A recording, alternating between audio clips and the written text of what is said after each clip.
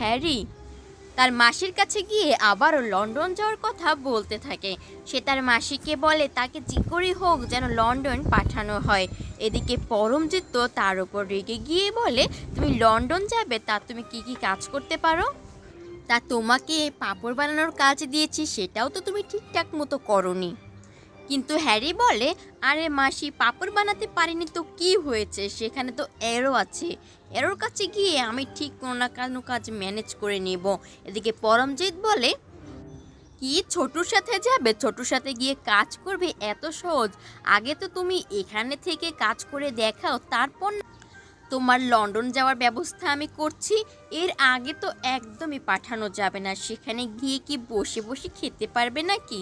কিন্তু হ্যারি বলে, তো কি হয়েছে মাসি, আমি আগে তো সেখানে যাই, তারপর তোমাকে বলবো, তুমি আমাকে কিছু খাওয়ার জন্য টাকা দিবে, থাকার জন্য টাকা দিবে, তাহলেই তো হয়ে যাবে।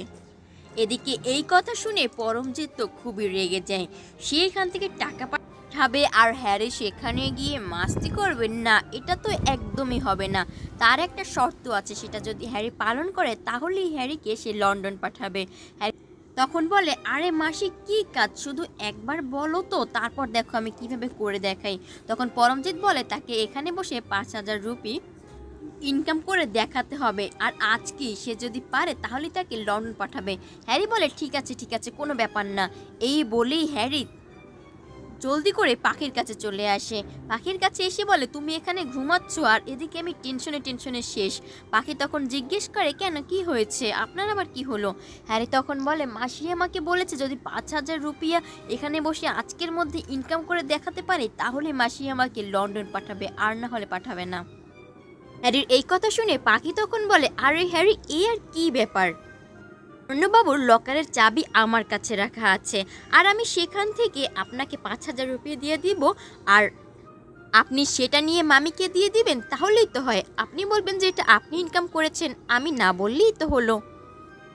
আর অর্ণবাবুর ওই লকারে অনেক জুয়েলারি, গয়না আর টাকা রয়েছে, নগদ ক্যাশ রয়েছে, আপনি একদম চিন্তা করবেন না।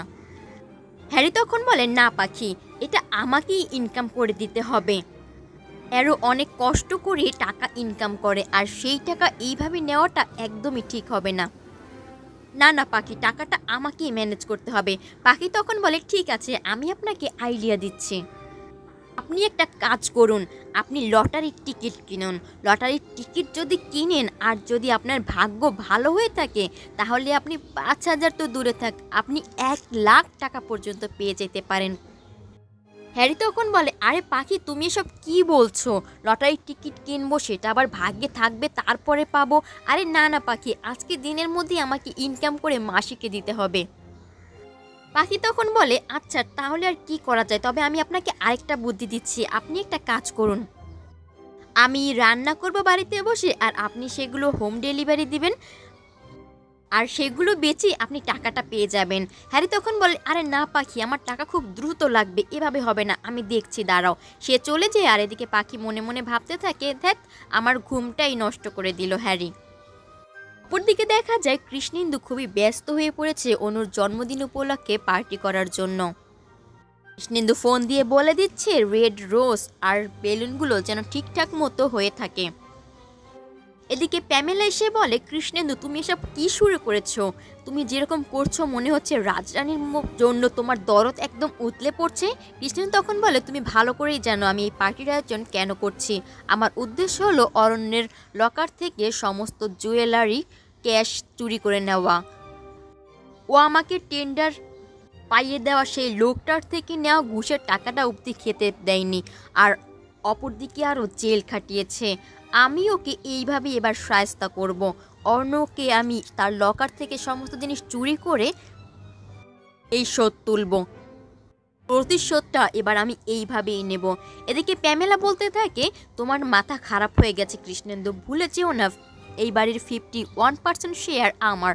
অর্ণ চাইলেও আমাকে এই বাড়ি থেকে বের করে দিতে পারবে না, কিন্তু তুমি যেটা করতে চাইছো সেটা যদি একবার ধরা পড়ে যাও, অর্ণ যদি সবটা জানতে পারে, তাহলে তুমি বুঝতে পারছো তোমার সাথে ঠিক কী কী হতে চলেছে।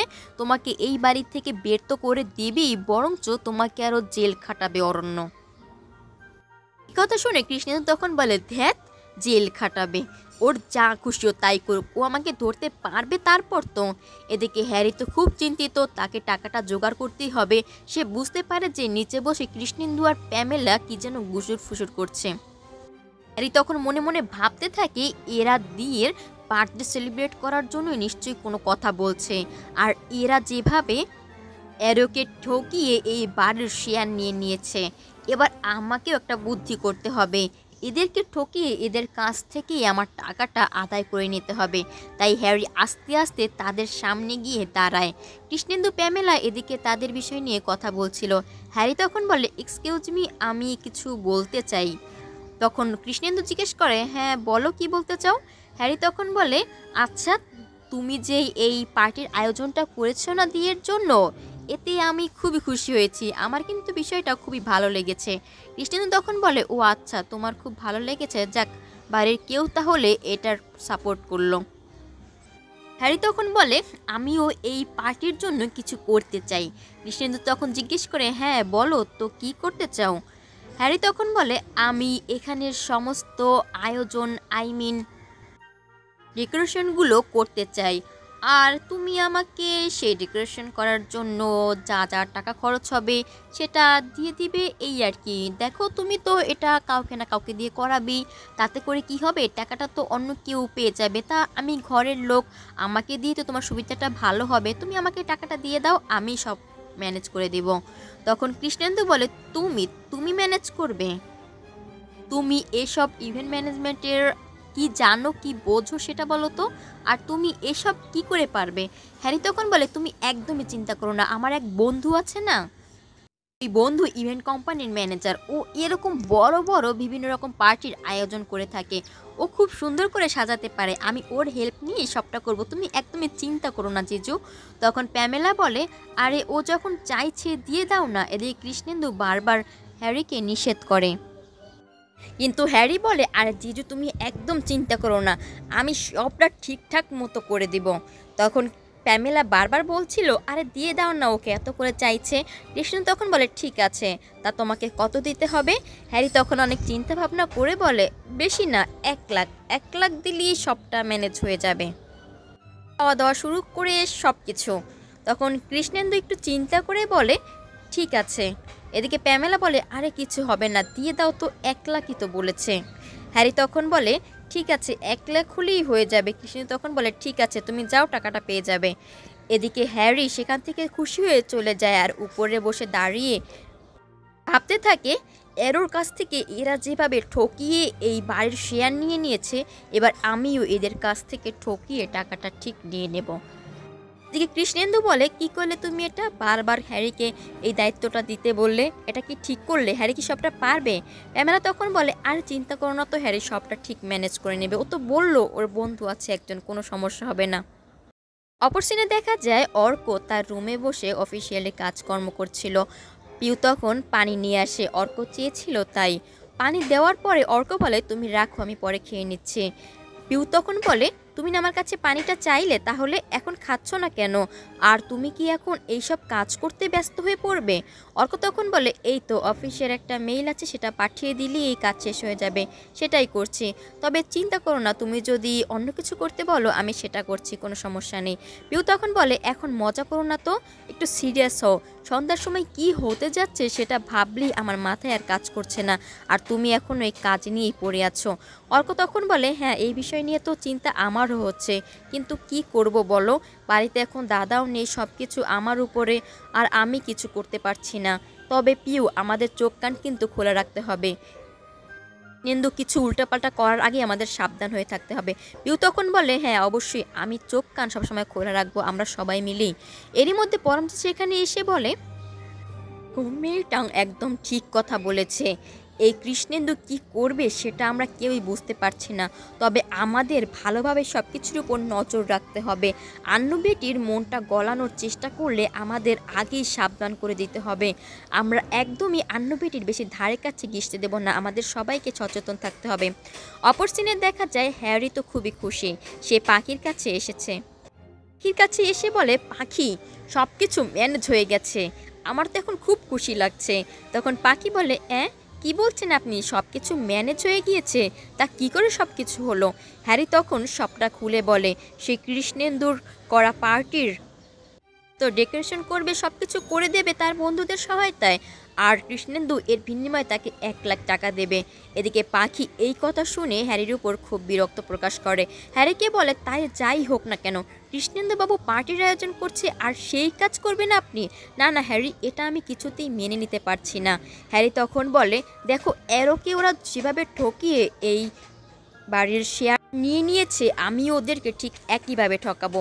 আমার তো আর এত টাকার দরকার হবে না, 7,000 টাকা লাগবে সব কিছু ডেকোরেশন করতে, আর 5,000 টাকা আমি আমার পকেটে রাখলাম, আর বাকি টাকা না হয় আমার বন্ধুদেরকে কিছু দিয়ে, না হয় অনাথ আশ্রমে দিয়ে দিলাম, তাহলে তো হলো।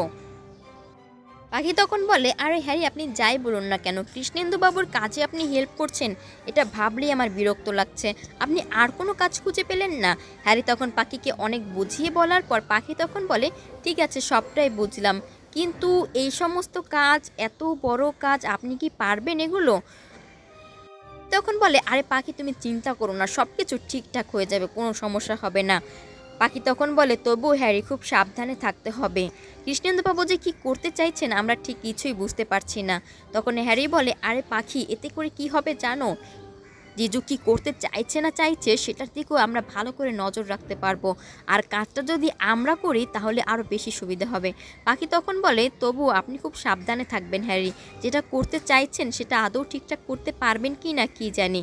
আর যাই হোক না কেন, অনুদির বার্থডে বলে কথা, তো গেস্টরা আসবে, একটা মান সম্মানের ব্যাপার আছে তো বলুন। হ্যারি তখন বলে তুমি চিন্তা করো না, আমি এখনই সবটা করার ব্যবস্থা করে নেব, কোনো সমস্যা হবে না।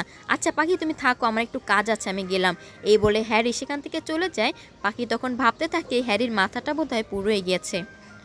অপর সিনে দেখা যায় হ্যারির কিছু বন্ধুরা তারা ক্লাবে বসে খেলছিল। এদিকে তারা সবাই খুব চিন্তিত ছিল, তাদের হাতে একদমই টাকা পয়সা নেই। তাদের বাবারাও বলে দিয়েছে এখন কিছুতেই তাদের হাতে টাকা দেওয়া যাবে না, তাই নিয়ে তারা খুব চিন্তা করছিল। এরই মধ্যে হ্যারি তাদের এক বন্ধুকে ফোন দেয়, সে ফোন দিয়ে সবটা জানায়। তখন সেই বন্ধুটি বলে পার্টির আয়োজন করব আমরা?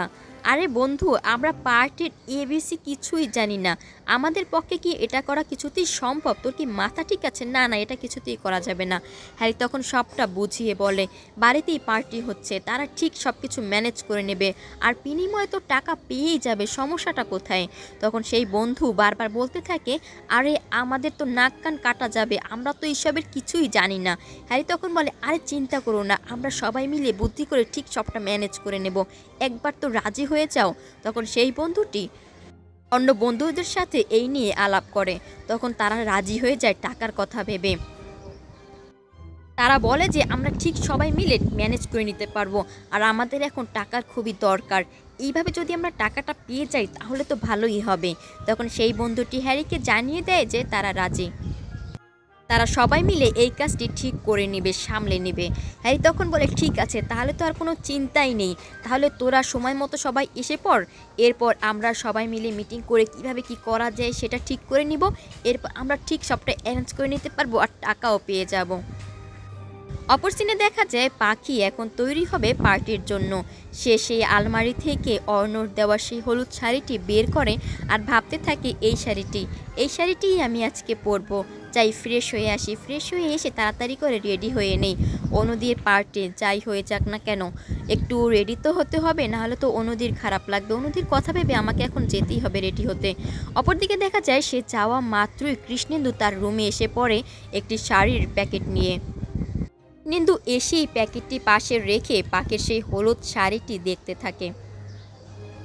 নিন্দু পাখির ঘুমানো বালিশে জড়িয়ে শুয়ে থাকে আর ঘ্রাণ নিতে থাকে আর বলতে থাকে পাখি, তোমার স্পর্শ আমি অনুভব করতে পারছি। এরপর পাখির শাড়িটি নিয়ে সে ঘ্রাণ শুঁকতে থাকে আর বলতে থাকে পাখি, তোমাকে আমার অনেক কাছে মনে হচ্ছে, তোমাকে আমি ঠিক অনুভব করতে পারছি, সত্যি যদি এভাবে তোমাকে সত্যিই পেতাম। চিন্তা করো না, এই 10 দিনে এই সুযোগটা আমার হাতে খুব সহজেই এসে পড়বে। এই বলে কৃষ্ণেন্দু পাখির সেই হলুদ শাড়িটার উপরে গ্লাসে জল ঢেলে সেই জল কাপড়ে ঢেলে দেয়, যাতে করে পাখি এই শাড়িটি না পরতে পারে। এরপর কৃষ্ণেন্দু বলতে থাকে এবার এবার তুমি এই শাড়িটি কিভাবে পরবে পাখি? এই বলে সে সেই ব্যাগে থাকা শাড়িটি আলমারির মধ্যে দ্রুত গতিতে রেখে দেয়। এরই মধ্যে পাখিও এসে পড়ে। দরজার শব্দ পেয়ে কৃষ্ণেন্দু তাড়াতাড়ি সেই গিলাসটি শাড়ির উপরে উপুড় করে রেখে দেয়, যাতে বুঝতে পাখি না পারে যে এটা কৃষ্ণেন্দুর কাজ। কিন্তু এভাবে রেখে পাখির আওয়াজ পেয়ে দ্রুত গতিতে সেখান থেকে সরে যায়। পর পাখি এসে কি অবস্থা হবে সেটাই দেখার অপেক্ষা। পার্টিতে ঘটতে চলেছে অনেক চমকপ্রদ কাহিনী। পরবর্তী এপিসোডগুলি ধারাবাহিকভাবে শেষ অবধি সবার আগে পেতে অবশ্যই আমার চ্যানেলটি সাবস্ক্রাইব করে ভিডিওতে লাইক কমেন্ট করতে ভুলবেন না। সকলকে অসংখ্য ধন্যবাদ।